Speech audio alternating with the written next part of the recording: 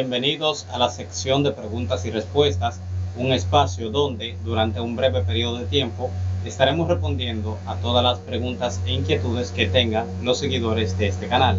Así que, sin más, comencemos. Aquí, Protoror dice, ¿qué piensas acerca de la naturaleza del universo? ¿Es determinista o no? Mira, el universo está regido por leyes. Eso es obvio que tú lo sabes por la complejidad de la pregunta que estás haciendo. Entonces, el universo está regido por leyes que son fijas, que ya están establecidas y que le dan un comportamiento regular. Las cosas en el universo tú las puedes predecir. El universo no es, digámoslo de una forma, no es aleatorio. Y no estoy hablando nada de Dios, sino que no es aleatorio, o sea, sino que hay patrones fijos, tú puedes predecirlo, por eso puedes estudiarlo, por eso puedes saber cuándo será la formación de una estrella, por eso puedes calcular, por ejemplo, la velocidad de su expansión, por eso puedes también determinar más o menos cómo será su muerte, en qué tiempo, y así sucesivamente. El determinismo del universo es lo que ayuda a tu poder estudiar, por ejemplo, y entender el universo, porque tiene leyes fijas. Dice Raizel Mercedes, la gente siempre quiere buscar excusas para no someterse a Dios. Sí, eso es cierto. Yo te lo digo porque incluso en mi caso, a todos nosotros realmente nos cuesta. Nosotros quisiésemos hacer la Biblia un poquito más tolerante con el pecado, un poquito más tolerante con los deseos carnales que tenemos, pero realmente no es así. Y te lo puedo decir también que cuando yo era inconverso me costaba, no entendía cómo se podía ser cristiano, ni nada por el estilo, y uno siempre busca excusas y excusas. Todo el mundo te dice, o sea, todo el mundo, o por lo menos en este país, en Latinoamérica y América, si no es ateo, te dice que lo mejor es estar en los caminos de Dios. Pero ¿por qué no se somete? Porque hay una indisposición porque la carne batalla contra eso, porque este evangelio es sufrimiento, porque tú tienes que someterte, por ejemplo, a cosas a las cuales tu carne no quiere. O sea, tu carne quiere el pecado todo el tiempo. Sin embargo, aquí te dicen que es una sola mujer. ¿Y qué hace tu carne? Tú ves mujeres en la calle y la codicias, o sea, te sientes tentado, te sientes seducido, por ejemplo, por eso. Entonces, por eso es que las personas, pensándolo bien, todo el sacrificio que hay que hacer, prefieren abstenerse y buscar cualquier tipo de pretexto y decir que Dios es misericordioso y que lo va a salvar a todo el mundo, ese universalismo. Y entonces, por eso la gente siempre vive pataleando y tratando de llegar al cielo por su propio mérito, pero aquí hay que llegar por donde Cristo.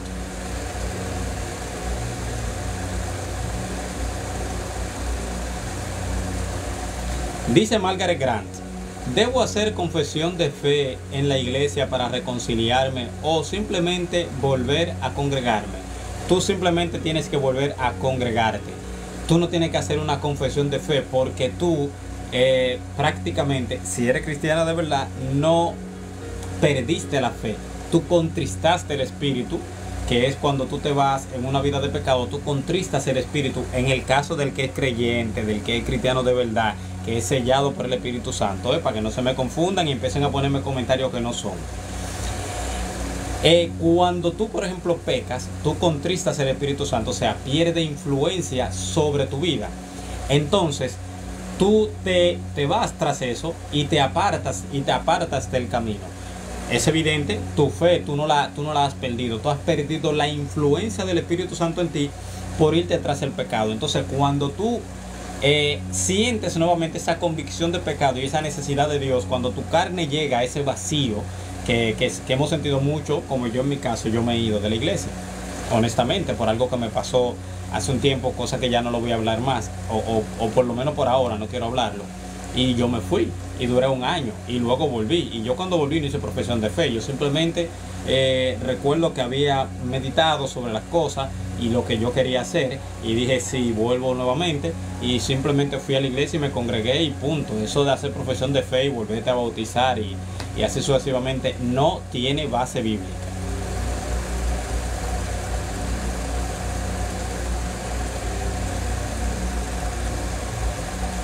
Dice la gloria de Dios. Hola, una pregunta. ¿Qué es lo que detiene al anticristo según la Biblia? Mira, Pablo había hablado con la iglesia de los tesalonicenses y él le dijo a ellos: ustedes saben lo que al presente lo detiene hasta que en su tiempo sea quitado.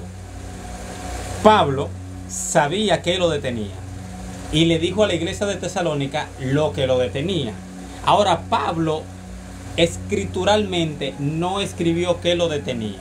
Si al Espíritu Santo que inspira a Pablo, que supervisa el escrito de Pablo, le hubiese interesado que tú supieras qué es lo que lo detiene, lo hubiese puesto. Pero como no lo puso, todo lo que yo diga es puramente especulación.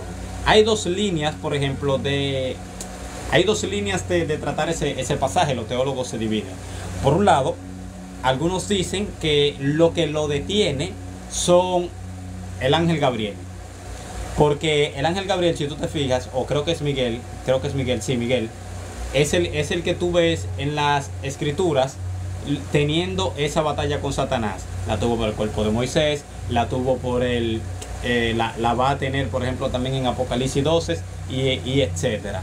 Hay otros que piensan que es el Espíritu Santo que detiene, por ejemplo, al anticristo, y entonces que va a ser quitado el Espíritu Santo y así el anticristo va a seguir. Pero esa postura no tiene sentido. No tiene sentido porque si el Espíritu Santo es quitado, siendo omnipresente y siendo Dios mismo, entonces ¿cómo se van a convertir las personas que estén en el tiempo de tribulación? No tiene sentido. Por otro lado, yo me adhiero a la postura de que para mí lo que lo detiene son el propósito de Dios, que todavía no es el tiempo. Dios es el que lo detiene. Así mismo, por ejemplo, como hizo con Faraón, y así como ha hecho, por ejemplo, con personas como Nabucodonosor también. O sea, Dios tiene su tiempo determinado. Si tú te preguntas, ¿por qué el Mesías no vino antes?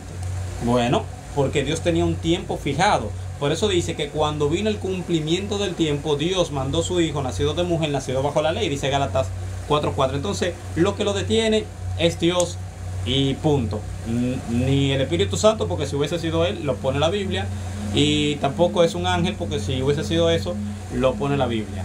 Y tampoco la iglesia, como otras personas creen, porque de ser así, pues también lo puede ser puesto la Biblia. O sea, lo que puede detener a Satanás y al anticristo es Dios y sus propósitos en su momento determinado. La Biblia dice que cuando entre la plenitud de los gentiles, entonces Israel será salvo, porque vendrá de Sion el libertador que apartará de Jacob la impiedad. Es probable que Dios tenga su tiempo prefijado, sus propósitos prefijados, para que luego, cuando empiece el periodo de tribulación, tratar, por ejemplo, con las personas del mundo, tratar nuevamente o no nuevamente, sino tratar absolutamente con Israel ya de forma final, y así que ellos vuelvan otra vez al Mesías y miren al que traspasar.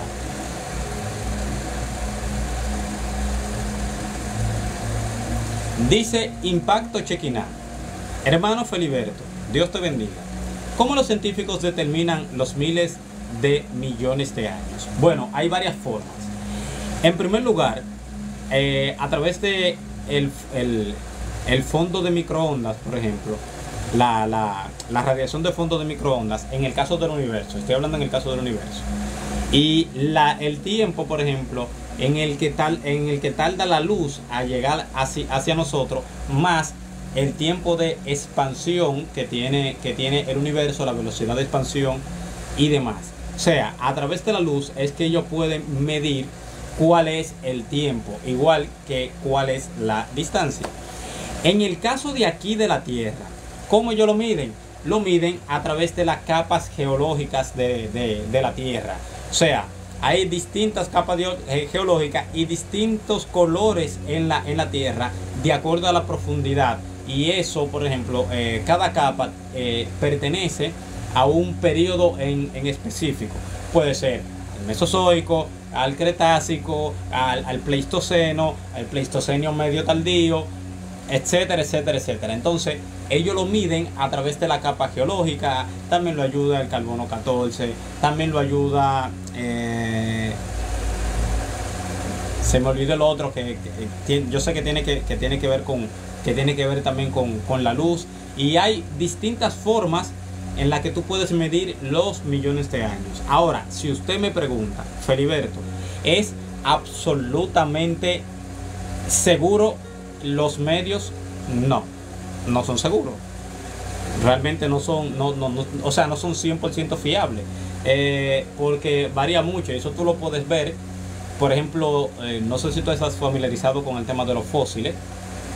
El tema de los fósiles, por ejemplo, tú ves que cierto científico, cierto paleontólogo, paleoantropólogo, le da una determinada datación a un fósil, y sin embargo otros, usando los mismos métodos, llegan también a conclusiones que son totalmente diferentes. Por eso a mí siempre me ha fascinado la paleontología, porque hay mucha diversidad de opiniones, y la paleontología yo la comparo en cuanto a esa diversidad con los cristianos, con los evangélicos, que siempre hay como una postura diferente con respecto a los temas. Y tú dices, óyeme, pero si son cristianos los dos y tienen la misma Biblia, ¿cómo es que ellos pueden tener opiniones tan contrarias? Y así mismo sucede en la paleontología. Siempre hay ese tipo de discusiones. Para el que no sepa, yo estudié paleontología.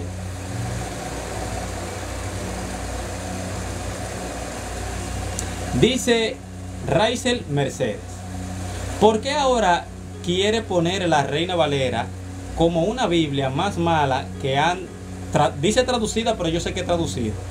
Y yo supongo que no es que yo quiero, sino que quieren. Ahí le faltó una letrica. No estoy criticando la escritura, sino es para que no haya malos entendidos. Mira, pasa un tema con la Reina Valera. La Reina Valera viene del texto, en el Antiguo Testamento, del texto masorético, y en el Nuevo Testamento viene del Receptus, del texto Receptus, que es el texto recibido, que fue Erasmo de Rotterdam, el cual compiló, por ejemplo, los manuscritos griegos del Antiguo Testamento. ¿Qué pasa? Que cuando se tradujo el texto Receptus al latín, y también cuando Casidoro de Reina y Cipriano de Valera hicieron las revisiones a español, la hicieron a través del Receptus y el texto masorético. ¿Qué pasa? Que en ese tiempo todavía no había la vasta cantidad de manuscritos que hay en el día de hoy. Entonces, lamentablemente, las personas se han dado cuenta de que hay manuscritos más antiguos, como el bizantino y otros, que probablemente tengan una mayor afinidad con los manuscritos originales, porque son más antiguos, otra también hay versículos y hay algunos pasajes que no se encuentran en los otros manuscritos y que tienen un origen en específico. No es, por ejemplo, que el texto Receptus lo tomaron y lo manipularon. No es así, sino que era uno de los únicos manuscritos que habían en aquel tiempo, y no había ese nivel, por ejemplo, de manuscrito que hay hoy para poder tener una mayor comprensión de los textos de la Biblia. Para el que no sepa, yo le voy a explicar un tema ahora breve. Para determinar, por ejemplo, la validez de un versículo de la Biblia y su mejor traducción y su manuscrito más fiel, se hace de la siguiente manera. Es un ejemplo básico que le voy a dar para que no se me pongan técnicos. Tú tomas Juan 1:1 para decir eso. Juan 1:1: en el principio era el verbo, y el verbo estaba con Dios, y el verbo era Dios. ¿Qué pasa? Que del Nuevo Testamento hay alrededor, según se dice, de 26.000 manuscritos. Creo que son 5.000 o 26.000, uno de dos. Entonces, entre esos 26.000 manuscritos se busca Juan 1:1, los que lo contengan, Juan 1:1, y van viendo, por ejemplo, qué manuscritos respaldan la validez del Receptus, que en el Receptus aparece: en el principio era el verbo, y el verbo estaba con Dios, y el verbo era Dios. Entonces, si ellos ven que la mayoría, por ejemplo, respalda ese versículo, y que los manuscritos que lo respaldan son más antiguos, están mejor preservados, por ejemplo, y tienen mayor autenticidad por la región y etcétera, entonces ellos le dan más validez. Ellos entonces le dan más validez a la traducción, a ese versículo en específico. ¿Qué pasa entonces? Hay pasajes de las escrituras, como en el caso de Primera de Juan 5:7, que ya yo lo expliqué. Para el que no sepa, vaya a mi o puede ser a mi canal de YouTube, Feliberto Vázquez Rodríguez, o puede ser aquí mismo en TikTok también, donde yo trato ese tema y de cómo vino a incorporarse en la Biblia, que no fue un plan macabro de vamos a añadirle esto para nosotros validar una doctrina, no, sino fue a través de un error que hubo. Por ejemplo, Primera de Juan 5:7, que dice: porque tres son los que dan testimonio en el cielo, el Padre, el Verbo y el Espíritu Santo, y estos tres son uno. ¿Qué pasa? En el Receptus, ese versículo no está. No está, honestamente no está. ¿Por qué se incorporó luego en la Vulgata Latina y posteriormente se incorporó en la Reina Valera? Bueno, viene a través de que Erasmo de Rotterdam, cuando toma lo que es la Vulgata Latina en su primera edición y en su segunda edición, no tiene esos versículos, no tiene ese versículo en específico, pero luego habían otros manuscritos que lo tenían, y Erasmo de Rotterdam dijo, y no eran manuscritos al griego, sino que habían traducciones al latín que tenían ese versículo en específico. Erasmo de Rotterdam nunca lo agregó y dijo que para agregarlo él tiene que verlo en algún manuscrito griego. ¿Qué pasa entonces? Que había un manuscrito griego que había sido traducido no del griego al latín, sino del latín al griego, y que donde dice: porque tres son los que dan testimonio en la tierra, el espíritu, el agua y la sangre, y estos tres concuerdan. Al lado había una nota al margen que hacía alusión a lo que nosotros tenemos hoy como tres son los que dan testimonio en el cielo, el Padre, el Verbo y el Espíritu Santo. ¿Qué pasa? Que el copista, cuando trae del latín al griego, lamentablemente pone la nota al margen como que es un versículo que escribió Juan. Entonces, a través de ahí se trae entonces esa palabra del latín al griego. Entonces, a Erasmo de Rotterdam encontró ese manuscrito luego, y él, a regañadientes y en contra casi de su voluntad, porque no lo quería añadir, porque sabía que quizás era de dudosa autenticidad, lo que hizo fue que lo puso, y por eso nosotros tenemos ese versículo. Eso no quiere decir que porque ese versículo lo añadieron, la Biblia no enseña la Trinidad. No, nada que ver con eso. Entonces, asimismo, la Reina Valera es de un manuscrito que era bueno para su tiempo, que era excelente para su tiempo, pero que lamentablemente hoy en día hay más manuscritos que gozan de mayor credibilidad dentro de la... Perdón. Dame arreglar esto.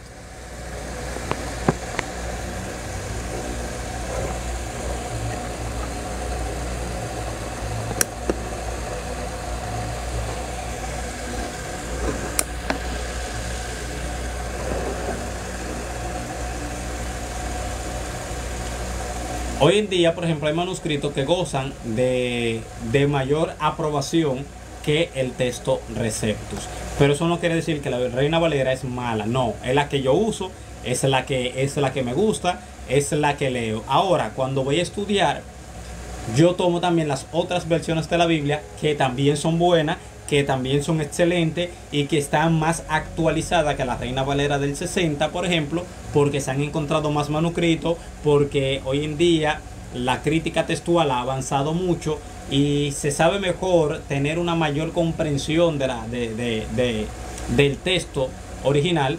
Entonces, yo uso la Reina Valera, pero hay personas que lo que quieren desprestigiarla como para decir que fue manipulada, y no ha sido manipulada, honestamente. Simplemente es un manuscrito antiguo pero que para el tiempo que se tradujo no habían tanto, y hoy en día como hay muchos, se tiene una mayor comprensión de los textos que sí son parte de las escrituras, las palabras que sí son parte de las escrituras, y quizás una traducción más refinada, no mejor, sino refinada, más pulida.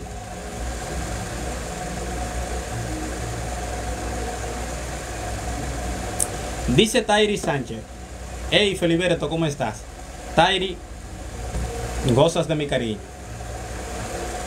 Dice Lenny Scott: me parece así, pues así también, como lo siempre fuerte. Pienso que los hermanos que atacan a los reformados son pelagianos sin saberlo. ¿Qué opinan? No me gusta usar calificativos porque si ellos no lo dicen que son pelagianos, pues a mí tampoco me gustaría como calificarlo. Yo, de mi parte, por ejemplo, mi doctrina es reformada, pero no del todo.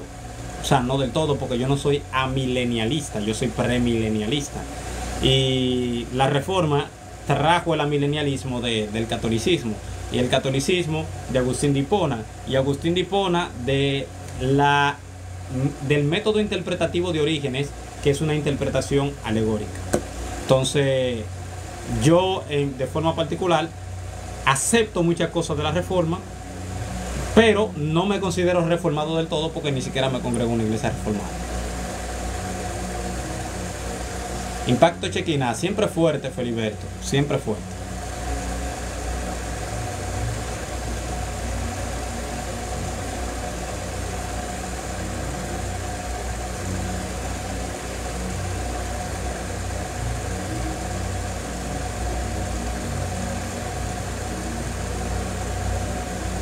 Estoy buscando aquí las preguntas.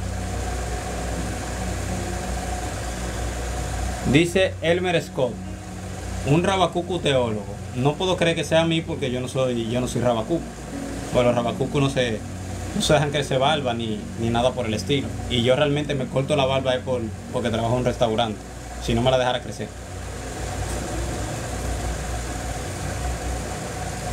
Dice Impacto Chequina: ¿qué traducción usted recomienda, hermano Feliberto? Todas, excepto la de los testigos de Jehová.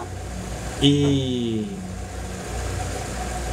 bueno, esa, la de los testigos de Jehová, creo que es la única que yo no recomiendo. Ya luego de ahí tú puedes usar cualquiera y son buenas, son excelentes y te pueden ayudar mucho. Tú la vas comparando. ¿Cuál es la que más te gusta? La Reina Valera. Toma la Reina Valera como base y mira cómo las otras traducen ese mismo versículo, porque eso te da una mayor comprensión de la idea central.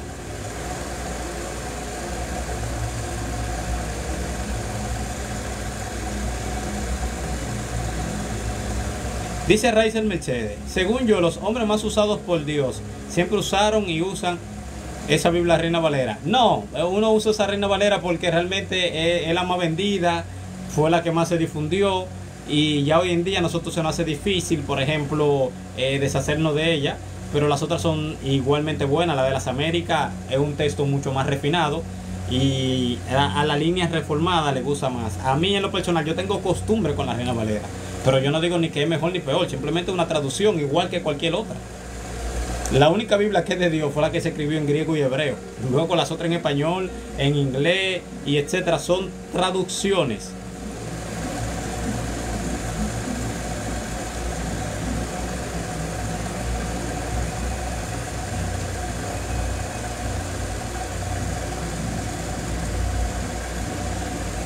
Dice Romel Basanta: hablamos del milenio, varón de Dios. Yo creo que tiene que ser: háblanos del milenio, varón de Dios. Creo que es así.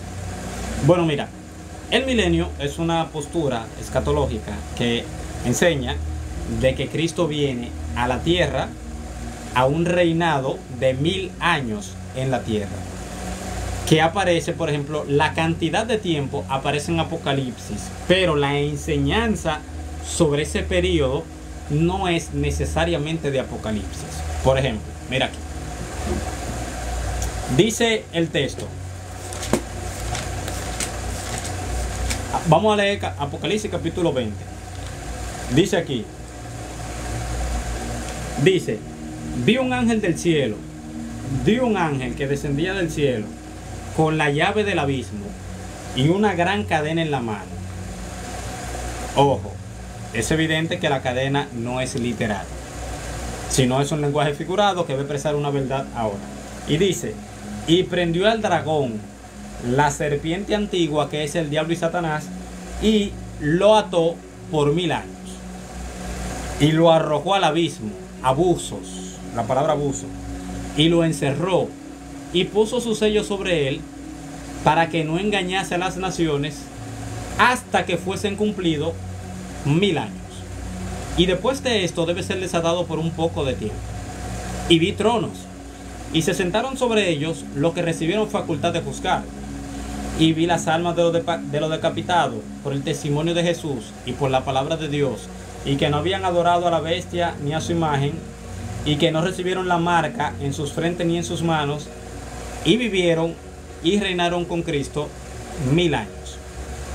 Pero los otros muertos no volvieron a vivir hasta que se cumplieron 1000 años. Esta es la primera resurrección. Bienaventurado y santo el que tiene parte en la primera resurrección. La segunda muerte no tiene potestad sobre estos, sino que serán sacerdotes de Dios y de Cristo, y reinarán con él 1000 años. Y cuando los 1000 años, se fija que uso tan reiterativo de una cantidad de tiempo, muy reiterativo, 1000 años, 1000 años, 1000 años, 1000 años, 7 veces aparece, si mal no recuerdo, aparece de forma consistente, dice, y cuando los 1000 años se cumplan, Satanás será suelto de su prisión, y etc. Este pasaje ha traído enorme debate históricamente. Mira, la iglesia en el primer siglo, segundo siglo, tercer siglo, cuarto siglo, siempre creyó en un reino milenial de Cristo en la tierra. Siempre.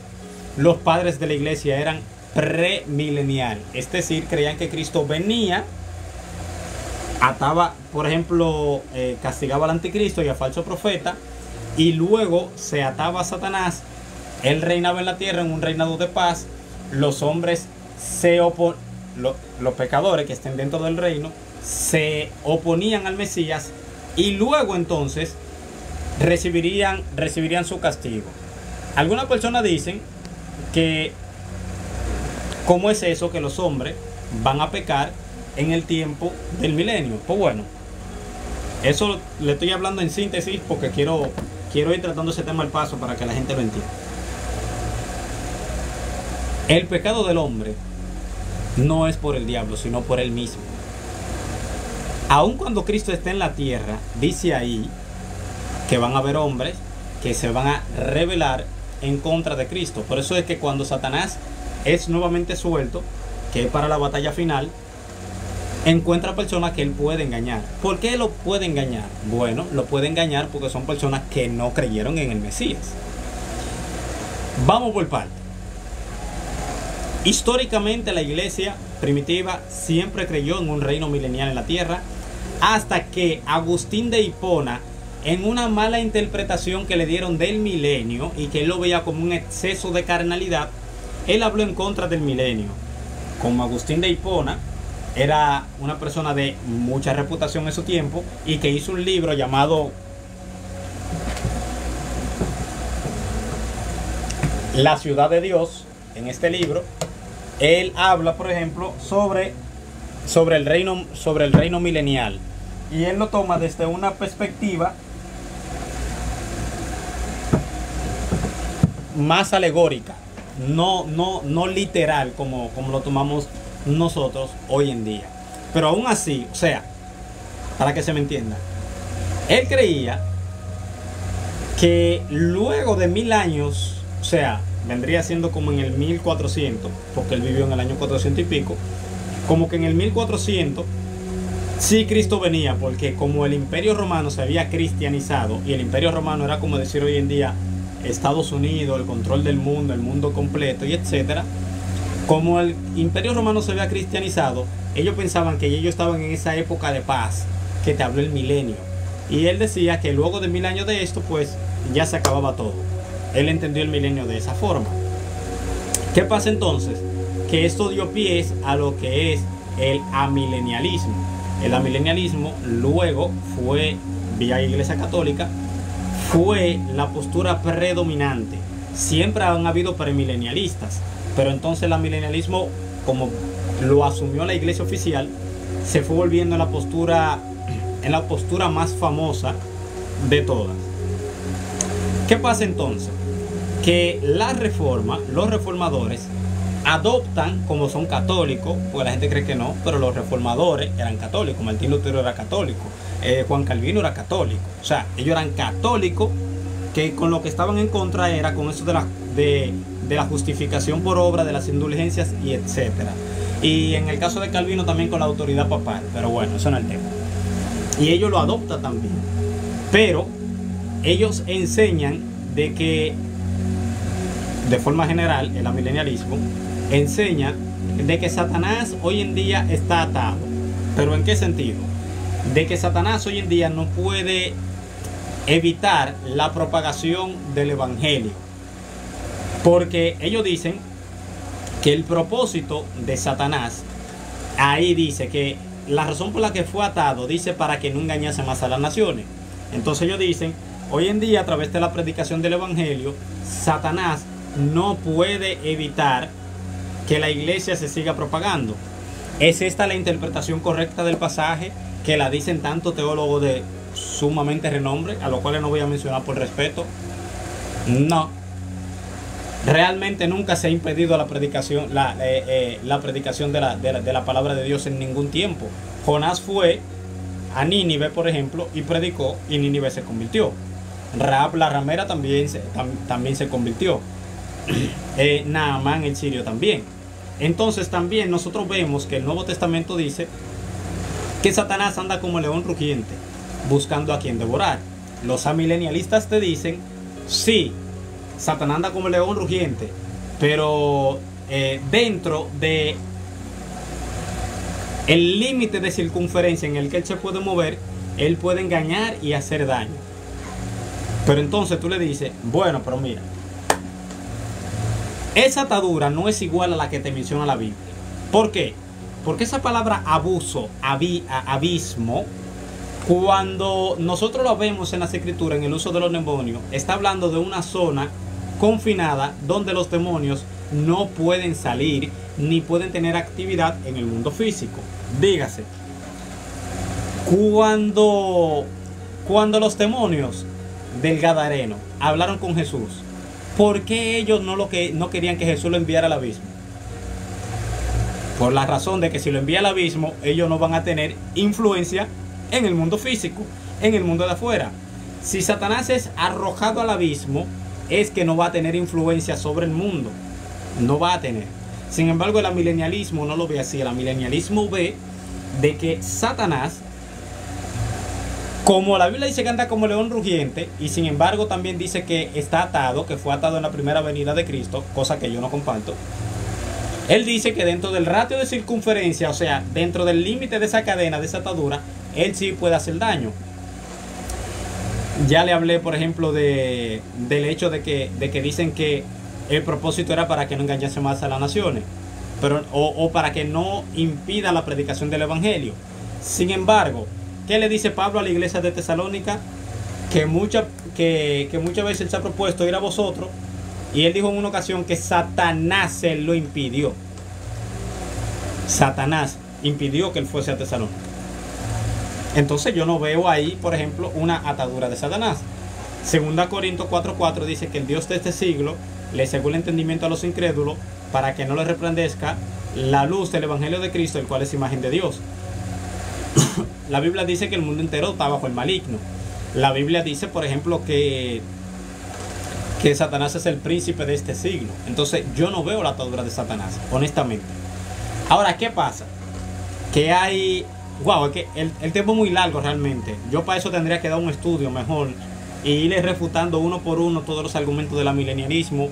Me gustaría de verdad, pero es una pregunta y si no voy a hacer una conferencia aquí sobre eso.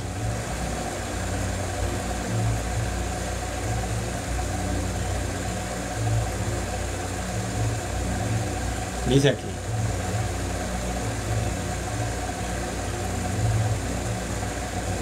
Explica la parte que interpretan muchos en la reunión que tuvo Dios en el cielo. Vida en planeta. No entiendo, mi hermano, esa pregunta.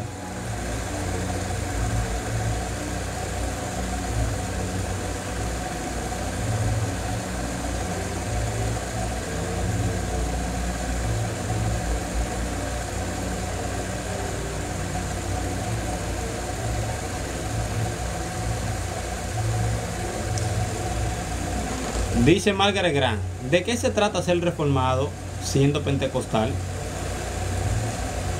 Yo creo fielmente que un reformado no puede ser pentecostal, porque son movimientos totalmente distintos.